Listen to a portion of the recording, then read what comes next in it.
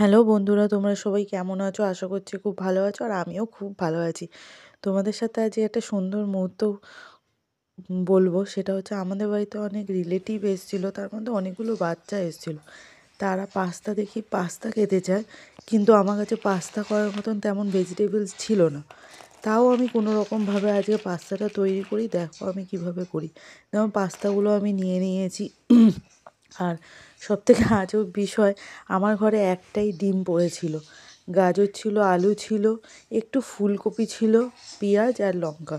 এই সামান্য কিছু উপকরণ দিয়ে আজকে আমি পাস্তাটা তৈরি করি। দেখো কড়াইয়ের মধ্যে জল দিয়েছি, এর মধ্যে সামান্য একটুখানি রিফাইন তেল আর একটু নুন দিয়ে দিয়েছি, যাতে পাস্তাটা সেদ্ধ করার সময় একে অপরের গায়ে না লেগে যায়। এবার আমি পাস্তাটা জলের মধ্যে দিয়ে দিলাম। জলটা গরম হয়ে যাওয়ার পরে আমার পাস্তা এখানে সেদ্ধ হয়ে গেছে খুব ভালো মতন এবং ঝুরঝুরে। দেখো এরপরে তেল গরম করে আমি গাজরটা দিয়ে দিলাম ভাজার জন্য।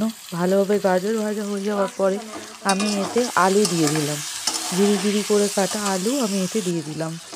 এরপরে আলু সেদ্ধ ভাজা হয়ে গেলে আমি এতে দিয়ে দিলাম হচ্ছে ছোট্ট ছোট্ট করে ফুলকপি কেটেছিলাম, ওটা দিয়ে দিলাম।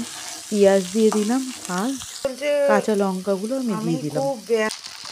এরপরে ভাজা ভাজা হয়ে যাওয়ার পরে আমি পাস্তাগুলো দিয়ে ভালো করে এগুলোকে ভেজে নিতে থাকি। এর সাথে সাথে আমি এখানে একটু নুন, একটু পরিমাণ মতন চিনি দিই আর একটু গরম মশলা দিই।